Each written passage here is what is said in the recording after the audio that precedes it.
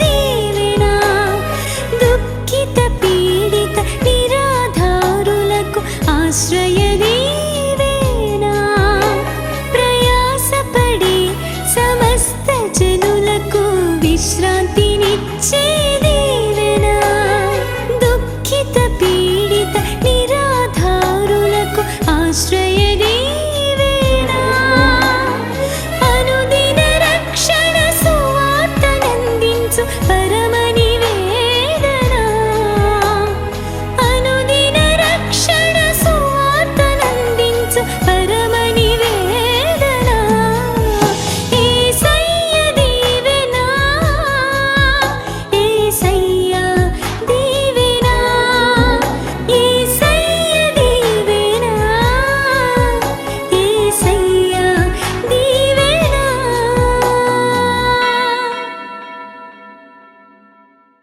మారు మనసు పొందిన ముందు అలాగే మాట్లాడి, రక్షణ పొందిన తర్వాత కూడా నువ్వు అలాగే మాట్లాడితే ఇంకా నీవు నూతన సృష్టివి కాలేదు, నువ్వు ఇంకా క్రీస్తు నందున్న వ్యక్తివి కాదన్నమాట.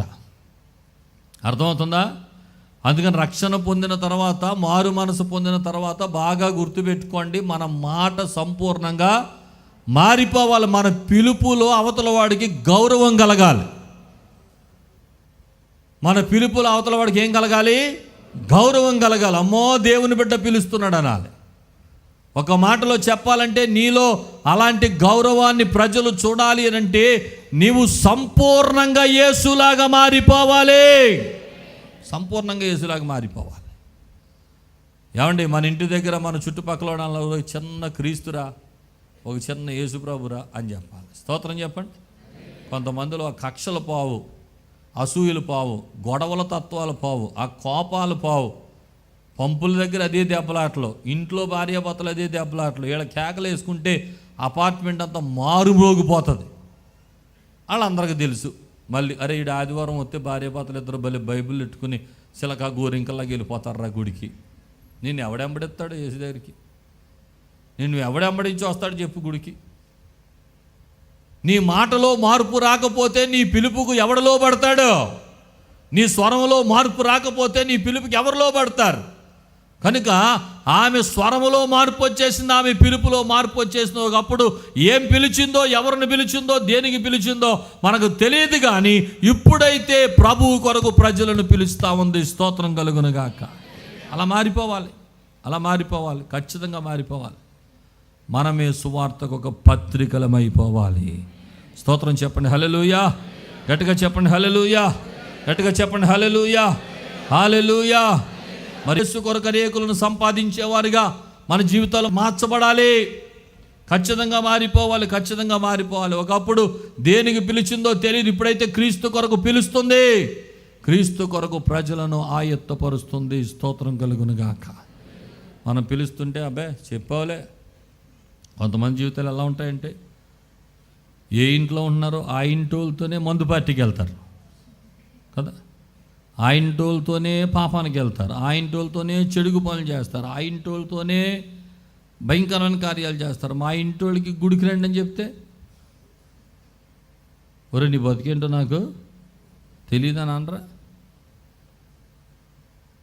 యేసులోకి వచ్చిన తర్వాత చచ్చిన అనుభవం. ఏ అనుభవం? గట్టిగా చెప్పండి. క్రీస్తుతో కూడా మనము సిలువ వేయబడి ఉన్నాము. ఆమేన్. జీవించున్నది నేను కాదు, క్రీస్తే నాయందు. అది బయటపడాలి, అది బయటపడాలి ఖచ్చితంగా. లోకంలో ఆ యొక్క జీవితాన్ని కనపరచాలి మన లోకంలో. ఒకసారి ఒక భక్తుడు, అద్భుతమైన ప్రసంగికుడు, ముందు జీవితం అంతా వ్యభిచారం వ్యభిచారం వ్యభిచారం వ్యభిచారంతో జీవించి జీవించి జీవించి ఒకరోజు దేవుని స్వరాన్ని విని వ్యభిచారం అంతా మానేసి అద్భుతమైన స్వార్థికుడిగా మారిపోయి ఊర్లు వెళ్తుంటే ప్రజలు మారిపోయే రీతిగా దేవుడు ఆయన బలపరిచాడు, వాడుకుంటున్నాడు. ఒకరోజు ఒక స్టేజ్ మీద నిలబడి ప్రసంగం చేస్తాడంట. ప్రసంగం చేస్తుంటే ముందు లైన్లో కూర్చుందంట ఒక ఆవిడ ఎవర్రా అంటే ముందు కాలంలో ఈయనతో పాపం చేసిన ఆవిడ. అక్కడ కూర్చుని సైకిల్ చేస్తుందంటే హలో హలో నేను అంటుందట. ఆ ముందు ప్రసంగం చేస్తుంటే నేను గుర్తులేనా, పలానా చోట పలానప్పుడు చెప్పడానికి ప్రయత్నం చేస్తాను. వెంటనే దైవజనుడు వాక్యం అని నువ్వు అంటున్నావే, నేను కాదు, ఆయన ఎప్పుడో చచ్చిపోయాడు, నేను కొత్త వ్యక్తిని అని చెప్పాడట. స్తోత్రం కలుగును గాక. నాలో ఉన్న పాత వ్యక్తి ఇప్పుడు లేడు, బ్రతికిలేడు. నేను పాత వ్యక్తిని అనుకుంటున్నట్టున్నావు. ఎప్పుడో చచ్చిపోయాడు పాత వ్యక్తి. నేను పాత వ్యక్తిని కాదు, ఇప్పుడు నూతన పరచబడిన వ్యక్తిని. ఇదిగో నేను నూతన సృష్టిని. పాతవి గతించిపోయాయి, నా జీవితంలో సమస్తమును క్రొత్తవైపోయాయి. స్తోత్రం కలుగును గాక. హల్లెలూయా.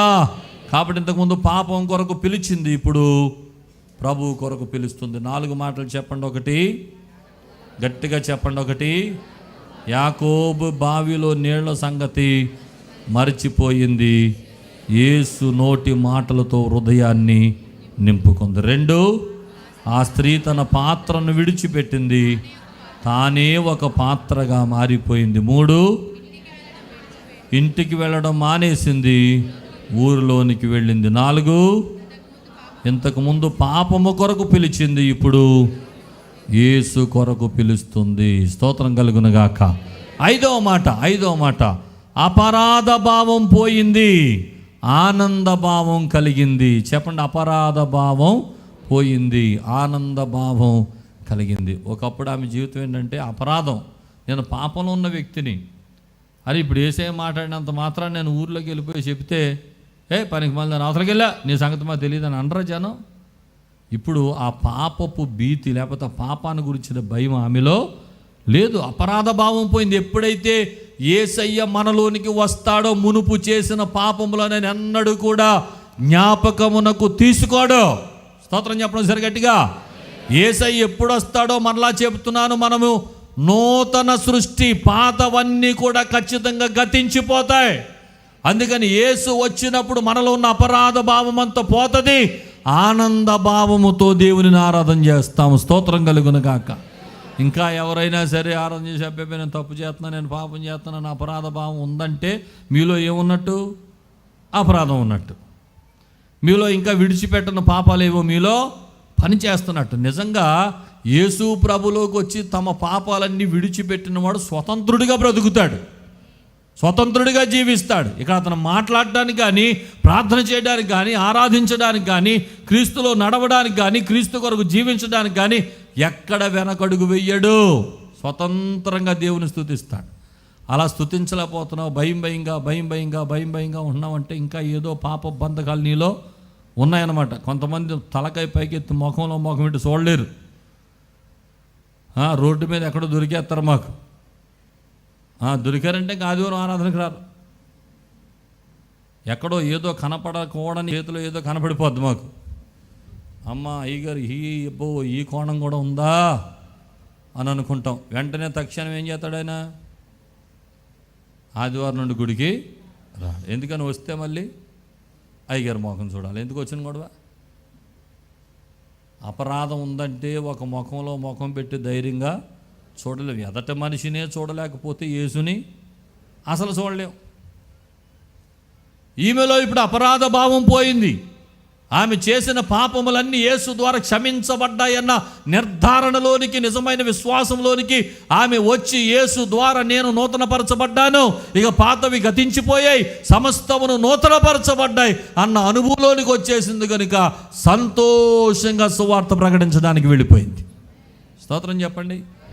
అలాంటి ఆనందభావంతో ఉండాలి మనం. అలాంటి ఆనందభావంతో ఉండాలి. అపరాధ భావం మనలో నుండి తొలగిపోవాలి. సంపూర్ణంగా క్రీస్తు కొరకు సాక్షులమైపోవాలి. క్రీస్తు కొరకు యథార్థమైన జీవితాన్ని మనం జీవించే వారమై ఉండాలి. స్తోత్రం కలుగును గాక. గట్టిగా చెప్పండి హల్లెలూయా. బిగ్గరగా చెప్పండి హల్లెలూయా. చెప్పండి. అపరాధ భావం పోయింది, ఆనంద భావం కలిగింది. ఎప్పుడైతే క్రీస్తు నందు ఉంటామో మనలో కూడా జరిగే ప్రక్రియ అదే. అపరాధ భావం ఇంకా మనల్ని వెంటాడదాం. అపరాధ భావం ఇంకా మనలో ఉండదు. తప్పు చేశామనే ఆలోచనే మనలో ఉండదు. ఖచ్చితంగా స్వతంత్రులమైపోతాం.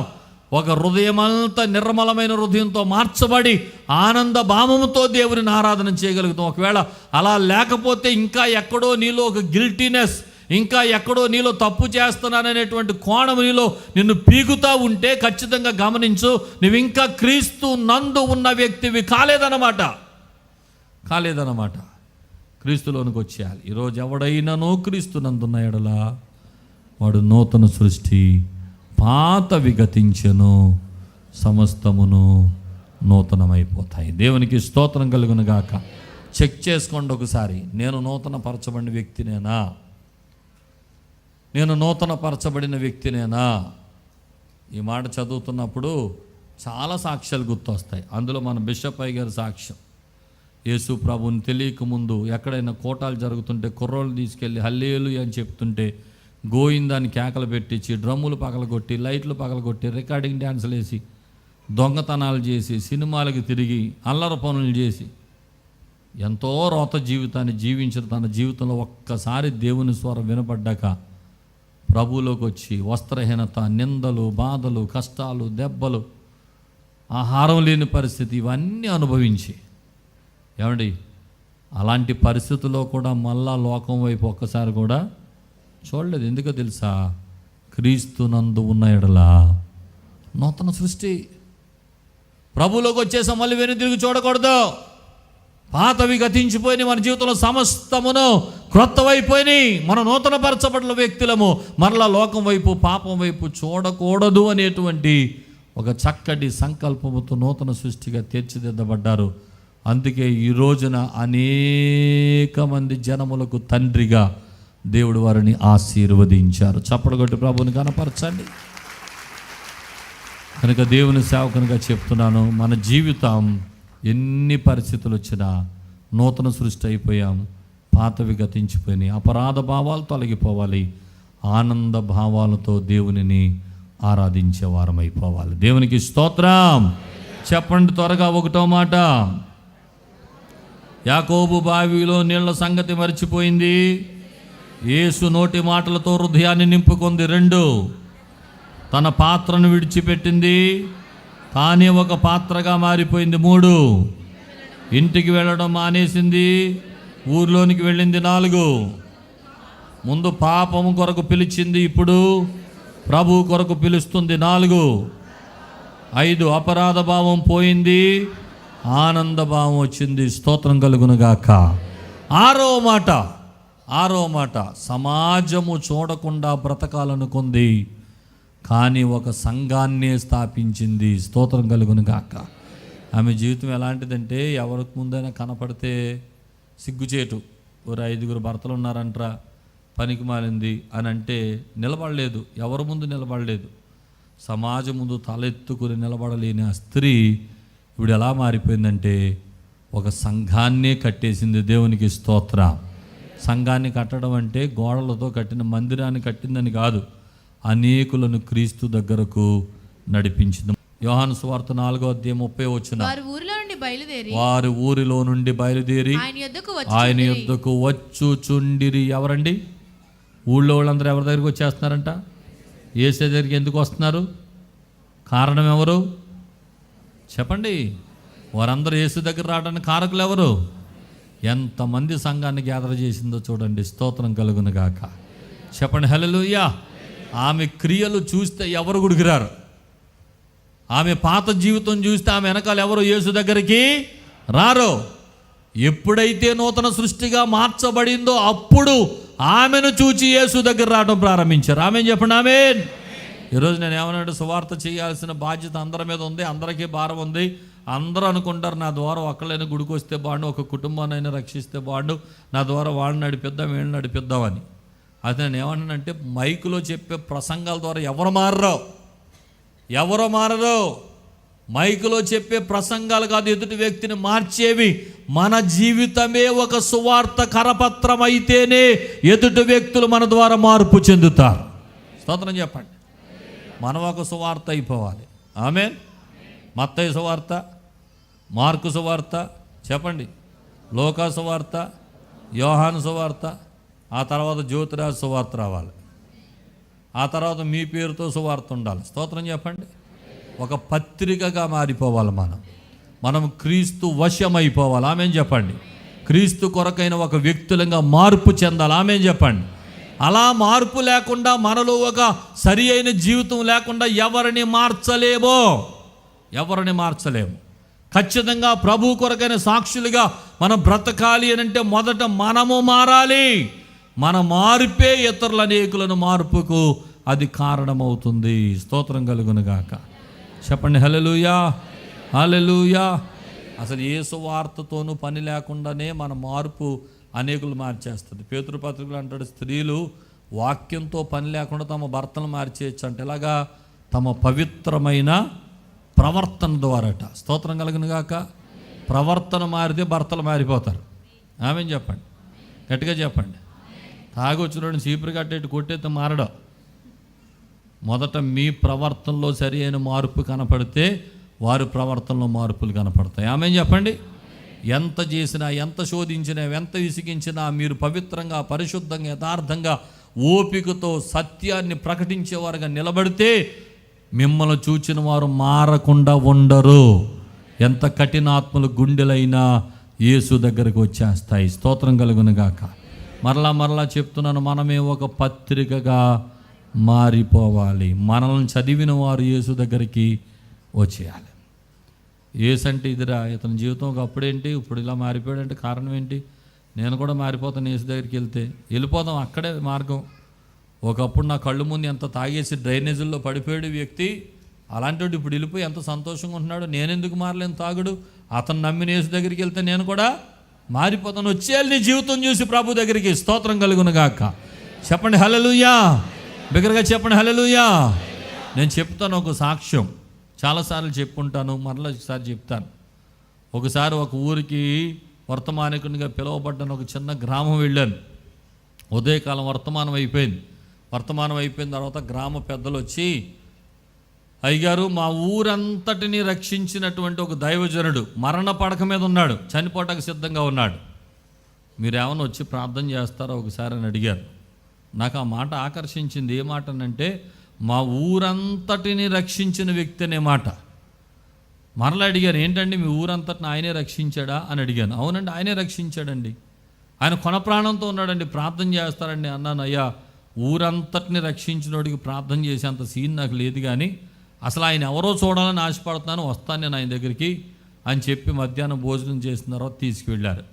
తీసుకువెళ్తే ఆయన నోటి మాట లేదు, కంటి చూపు లేదు, కొన ప్రాణంతో మంచం మీద ఉన్నాడు. ఒక 30-40 మంది చుట్టూ కూర్చుని విసురుకాలతో విసురుతున్నారు, పరిచర్య చేస్తున్నారు. ఏంటంటే ఇంత చక్కటి పరిచర్య చేస్తున్నారంటే, ఇప్పుడే కాదండి, ఇది మధ్యాహ్నం బ్యాచ్, ఇది మళ్ళీ సాయంత్రం 40 మంది వస్తారు, రాత్రి 40 మంది రాత్రి అంతా ఉంటారు, మళ్ళీ ఉదయం 40 మంది ఉంటారు. వాళ్ళు షిఫ్ట్లుగా 40-50 మంది ఉండి పరిచర్య చేస్తున్నారు. ఆ దైవజనుడికి ఎంత ప్రేమ చూడండి ఆయన మీద. అడిగా నేను, అయ్యా ఎంత పరిచర్య చేస్తున్నారు, మీ ఊరు మొత్తాన్ని మార్చాడన్నారు, ఏంటి సంగతి, ఈయన స్పెషాలిటీ ఏంటి, ఈయనకి ఏమైనా స్వస్థత వరాలు ఉన్నాయా, లేకపోతే ఈయన ఏమైనా మంచి స్పీకరా అని అడిగాను. వాళ్ళు చెప్పిన మాట ఏంటంటే, అయ్యా ఈయనకి స్వస్థత వరాలు ఏమీ లేవండి, ఈయన ఒక అద్భుతమైన స్పీకర్ కూడా కాదండి, ఈయన మాట్లాడితే నత్తి కూడా వస్తుందండి. మరి ఎలా మారారండి? మారిపోయామండి. మా ఊరంతా ఒక దేవతకు సంబంధించిన పేరుతో ప్రతి ఇంటికి ఒక విగ్రహం ఉండేటువంటి కుటుంబం మాది, అలాంటి ఊరు మాది. ఊరు మారిపోయి ఎలా మారారు అంటే అప్పుడు చెప్పిన సాక్ష్యం. అలాంటి విగ్రహారాధన కలిగిన మొత్తానికి చెందిన ఊరిలో ఈయన ఒక క్రైస్తవ టీచర్గా వచ్చాడట. ఆయన ఆ ఊరికి టీచర్గా వస్తే మొదట ఎవ్వరూ ఆయన దగ్గరికి పంపించలేదంటే, పిల్లల్ని క్రైస్తవుల దగ్గరికి మనం పంపించవద్దు ఆయన ఎవరో పంపేవాళ్ళు కాదట. కానీ ఆ టీచర్ చేసే సేవలు ఎలాంటివంటే, నెలాఖరికి జీతం వచ్చే టయానికి ఆ జీతం పట్టుకుని ఊర్లో తిరగటం, ఎవరు పేదోళ్ళు ఉన్నారో, ఎవరు అడుక్కునే వాళ్ళు ఉన్నారో ఆయన జీతం అంతా పేదలకి ఖర్చు పెట్టడం, సేవ చేయటం, ప్రేమ చూపించడం, ఏసే ప్రేమ చూపించడం, నెమ్మదిగా ఒక్కొక్క పని చేస్తూ ఉంటే నెమ్మదిగా కొంచెం వారిలోనికి కొంచెం పాజిటివ్నెస్ వచ్చింది. ఓ ఈయన మంచిగానే ఉన్నాడు అని అనిపిస్తూ ఉంది. ఆయన నోటి మాట, ఆయన మాట తీరు, అడుక్కునేవాడిని సైతం యావండి అని పలికరించే సంస్కృతి, ఒక రిక్షా పైన కూడా గౌరవంగా మాట్లాడే సంస్కృతి, అలా ప్రేమతో మాట్లాడుతుంటే, మంచితనంతో మాట్లాడుతుంటే నెమ్మదిగా ఒక్కొక్కరు ఆకర్షించబడి ఒక రోజున పంచాయతీ దగ్గర కూర్చున్న మగవాళ్ళు మాట్లాడుకుంటున్నారట, మనం క్రైస్తవుడు అనే ఉద్దేశంతో స్కూల్కి పంపట్లేదు మన పిల్లల్ని, కానీ ఆయనలో ఏదో మంచితనం కనపడుతుందయ్యా, ఇంతమందికి సహాయం చేస్తున్నాడు కదా, మనం ఎందుకు ప్రక్కన పెట్టాలి అనుకున్నారట. ఆ తదుపరి అనుకున్న వెంటనే స్కూల్కి పిల్లల్ని పంపటం మొదలుపెట్టారు. ఆ స్కూల్లో పిల్లల అల్లరితనం, వాళ్ళలో ఉండే ఆ లోకానుసారమైన పరిస్థితి అంతటిని మార్చివేయటం మొదలుపెట్టాడు. ఆయన ప్రేమతో, ఆయన పరిశుద్ధతతో, ఆయన సాత్వికమైన జీవితంతో చిన్నపిల్లలు ఆకర్షించబడుతున్నారు. చాలా మంచిగా అంకులు అని మాస్టర్ అని చాలా చుట్టూ తిరుగుతూ ఉన్నారు. ఆ ప్రేమలు చూసి నెమ్మదిగా పెద్దవారు కూడా వచ్చి ఆయనతో మాట్లాడటం మొదలుపెట్టారు. ఎప్పుడైతే ఆయనతో మాట్లాడుతున్నారు, ఏదో ఒక తెలియని దైవికమైన శాంతి, ఒక సమాధానం ప్రతి ఒక్కరు అలుముకుంటూ మొదలుపెట్టింది. అలా నెమ్మదిగా ఒక రోజున ఒక కుటుంబం మాస్టర్ దేవుడే నిజమైన దేవుడని యేసు ప్రభు నమ్ముకున్నారట. 30 సంవత్సరాలకి ఊరు యేసు ప్రభే నిజమైన దేవుడని ఊరంతా యేసయ్య ఊరుగా మారిపోయిందట. స్తోత్రం చెప్పండి, హల్లెలూయా. దేని ద్వారా? ఆయన ప్రసంగాలు చేశాడా? ఆయన స్వస్థత ప్రార్థనలు చేశాడా? ఆయనకి ఏమైనా వరాలు ఉన్నాయా? ఏమీ లేదు. ఒకే ఒక సాక్ష్యం, ఆయనలో ఉన్న మంచితనం, ఆయనలో ఉన్న ప్రేమ, ఆయనలో ఉన్నటువంటి పరిశుద్ధత, ఆయనలో ఉన్న నీతి, ఆయనలో ఉన్న సాత్వికం, ఆయనలో ఉన్న తగ్గింపు మనసు ఒక ఊరంతటిని కూడా దేవుని మందిరంగా మార్చేసింది. ఊరంతా కూడా రక్షించబడిన ఊరిగా మారిపోయింది. స్తోత్రం కలుగును గాక. ఈమె సమాజాన్ని చూడకుండా బ్రతకాలనుకుంది, కానీ ఈమె ఒక సంఘాన్ని స్థాపించినట్లుగా, అనేకులు రక్షించినట్లుగా, ఏ రీతిగా తన నూతన సృష్టిగా మారిపోయిందో ఈరోజు మరలా చెప్తున్నాను. మన ప్రవర్తన మన చుట్టూ ఉన్న వారిని యేసు దగ్గరకు నడిపించేస్తుంది. ఆమేన్. మన ప్రవర్తన సరి లేకుండా ఒక్క ఆత్మను కూడా ప్రభు దగ్గరికి మనం నడిపించలేం. మన సాత్వికం అనేక మందిని యేసు దగ్గర తీసుకొస్తుంది. మన తగ్గింపు అనేక మందిని యేసు దగ్గర తీసుకొస్తుంది. మన పరిశుద్ధత అనేక మందిని యేసు దగ్గర తీసుకొస్తుంది. కనుక నూతన సృష్టిగా మార్చబడ్డావా? నీ తలంపులు, నీ క్రియలు, నీ మాటలు, నీ ఆలోచనలు, చూపు, నీ ప్రవర్తన ఒక నూతనమైన ఆ క్రీస్తు స్వారూప్యంలోనికి మార్చబడ్డాయా? మార్చబడకుండా నీ ద్వారా ఏది సాధ్యము కాదు. నీవు క్రీస్తు కొరకు ఒక సాక్షిగా బ్రతకలేవు అనే సంగతి దేవుని సేవకునిగా జ్ఞాపకం చేస్తున్నాను. ఇక 7వ మాట చెప్పి నేను ముగిస్తాను. 6 మాటలు చెప్పండి. 1, యాకోబు బావిలో నీళ్ల సంగతి మర్చిపోయింది, యేసు నోటి మాటలతో హృదయాన్ని నింపుకుంది. 2, తన పాత్రను విడిచిపెట్టింది, ఆమె పాత్రగా మారిపోయింది. 3, ఇంటికి వెళ్ళడం మానేసింది, ఊర్లోనికి వెళ్ళింది. 4, ఇంతకుముందు పాపం కొరకు పిలిచింది, ఇప్పుడు యేసయ్య కొరకు పిలుస్తుంది. 5, అపరాధ భావం పోయింది, ఆనంద భావం కలిగింది. 6, సమాజము చూడకుండా బ్రతకాలనుకుంది, కానీ ఒక సంఘాన్ని కట్టేసింది. ఆమేన్. 7వ మాట, తాను తగ్గించబడిపోయింది, యేసును హెచ్చించింది. చెప్పండి, తాను తగ్గించబడిపోయింది, యేసును హెచ్చించింది. 4వ అధ్యాయం 41, 42 వచనాలు చదువుదాం. చివరి మాటలు. ఆయన మాటలు వినినందున ఇంకను అనేకులు నమ్మి ఆ స్త్రీని చూచి ఇక మీదట నీవు చెప్పిన మాటను బట్టి కాక మా మట్టుకు మేము విని ఈయన నిజముగా లోకరక్షకుడిని తెలుసుకుని నమ్ముచున్నామనేది. స్తోత్రం కలుగును గాక. ఇంతకుముందు ఎవరిని బట్టి ప్రభు దగ్గరికి వచ్చారు వాళ్ళు? చెప్పండి. సమరయ స్త్రీ మాటను బట్టి ప్రభు దగ్గరికి వచ్చారు. ఇప్పుడు ఏమంటున్నారు తెలుసమ్మా? ఇదివరకు నీ మాటను బట్టి మేము ప్రభువుని నమ్మాం, ఇప్పుడు నీ మాట కాదు. ఎవరి మాటను బట్టి? ఆయన మాటలు విన్న తర్వాత ఆయన లోకరక్షకుడిని మేము తెలుసుకున్నాం. అలా మాట్లాడతారేంటి? మిమ్మల్ని తీసుకొచ్చింది ఎవరు? నేను కదా, నా వెనకాల తిరగాలి కదా మీరు, ఆయనే తిరిగిపోతారేంటి? అందా ఆమె తగ్గించబడింది, యేసు నామం హెచ్చించబడింది. స్తోత్రం చెప్పండి, హల్లెలూయా. ఎంతమందిని రక్షించినా, ఎన్ని ఆత్మలు రక్షించినా మనం కింద ఉండాలి, యేసయ్య పైన ఉండాలి. ఆమేన్ చెప్పండి, గట్టిగా చెప్పండి. కొంతమంది తీసుకురారగా ఒక్క ఆత్మను తీసుకొచ్చి వాళ్ళు రక్షించబడిన తర్వాత, రే నిన్ను రక్షించింది నేనే, గుర్తుపెట్టుకో, మా ఇంట్లో కూరగాయలు నువ్వే తేవాలి, మా ఇంట్లో పనులన్నీ నువ్వే చేయాలి, మాకు ఏ పని ఉంటే ఆ పని నువ్వే చేయాలని తెగ తిప్పేస్తారని పట్టుకుని, మళ్ళీ ఆడు క్రీస్తు ప్రభువుని వదిలిపెట్టి లోకంలో కలిసిపోయే వరకు పీకేస్తారని పట్టుకుని. యేసు ప్రభులోకి నడిపించిన తర్వాత మన ఇన్ఫ్లుయెన్స్ ఏమి ఉండకూడదు. నక్షత్రం ఎక్కడి వరకు వచ్చింది జ్ఞానులకు చూపించడానికి?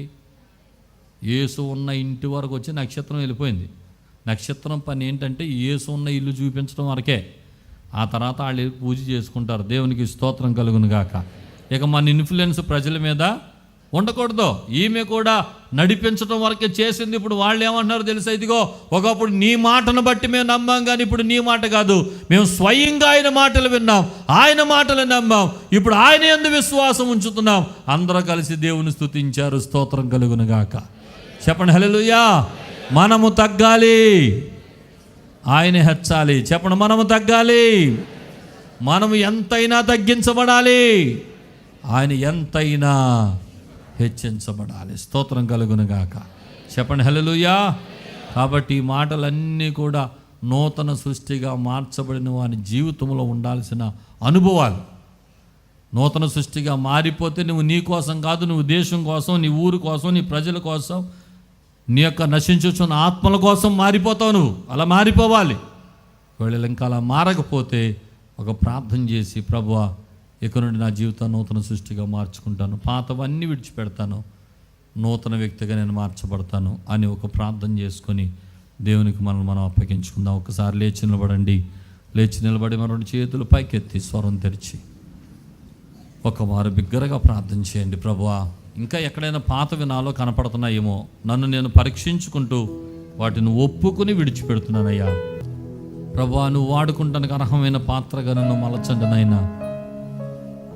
యజమానుడు వాడుకొనుటకు అర్హమైన పాత్రగా ఉండుటకు, యజమానుడు వాడుకొనుటకు అర్హమైన పాత్రగా ఉండుటకు, జీవితాంతం పోరాడు అలసిపోయేనాడు,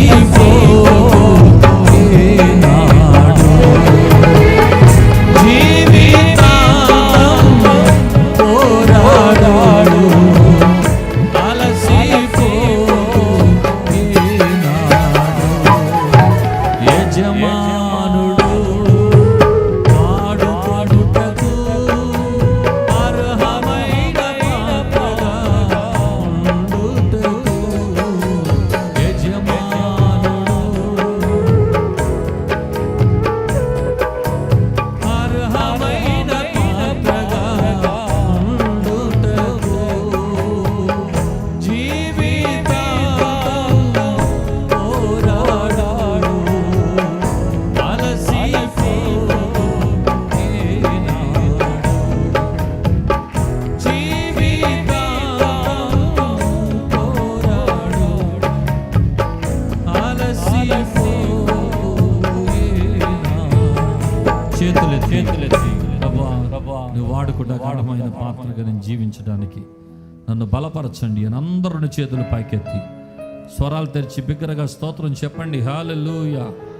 చేతులెత్తి హృదయపూర్వకంగా దేవుని స్తుతించండి. ఘనమైన దేవుని సన్నిధిని ఆరాధన చేయండి. ప్రభు నీకు వందనాలయ్యా, వందనాలు తండ్రి, వందనాలు తండ్రి, వందనాలు తండ్రి. నీ కొరకు అర్హమైన పాత్రగా నన్ను చేయండి ప్రభువా. నా జీవితంలో పాతవి గతించి సమస్తమును నూతన పరచబడినట్లుగా ఇంకా నన్ను నీకు ఇష్టమైన పాత్రగా మలచండి, మలచండి. ప్రభు నీకు స్తోత్రాలు. ఎవడైనను క్రీస్తునందున్న ఎడల నూతన సృష్టి, పాతవి గతించెను నూతనమాయిరని నీ మాటలు సెలవిస్తున్న రీతిగా ఒకప్పుడు మేము ఏమైనా అయి ఉండొచ్చు, కానీ నీలోనికి వచ్చిన తర్వాత మేము ఎలా ఉండాలో మాతో మాట్లాడినందుకొరకు నీకు స్తోత్రాలు. ఒకవేళ ఇంకా మేము పాత వారిగానే, పాత బ్రతుకులోనే, పాత జీవితంతోనే ఉంటూ నిన్ను ఆరాధిస్తున్నామేమో, దయచేసి మమ్మల్ని క్షమించండి. నీకు ఇష్టమైన పాత్రగా మమ్మల్ని చేయమని ప్రార్థన చేస్తున్నాను. నీ కొరకు సాక్షులుగా నిలవబెట్టుకోండి నాయన. సమరయ స్త్రీ జీవితంలో మార్పు ఏ రీతిగా కనపడిందో మా బ్రతుకులలో కూడా ఒక నూతన మార్పును దయచేయండి. నీ ఆత్మచేత మమ్మల్ని బలపరిచి నడిపించండి. మీరే మహిమను పొందండి. యేసు దివ్యనామమున వేడి ప్రార్థిస్తున్నాము మా పరమ తండ్రి. ఆమేన్. గట్టిగా చెప్పండి ఆమేన్, ఆమేన్, ఆమేన్, ఆమేన్. మా చిరునామా పాస్టర్ ఎం జ్యోతిరాజు, శాంతినగర్, ఏలూరు 534007, పశ్చిమ గోదావరి జిల్లా, Andhra Pradesh. Our address: pastor M Jyothiraju, Shantinagar, Eluru 534007, west Godavari district, Andhra Pradesh. మా ఫోన్ నంబర్లు 8007773733 మరియు 800877774444.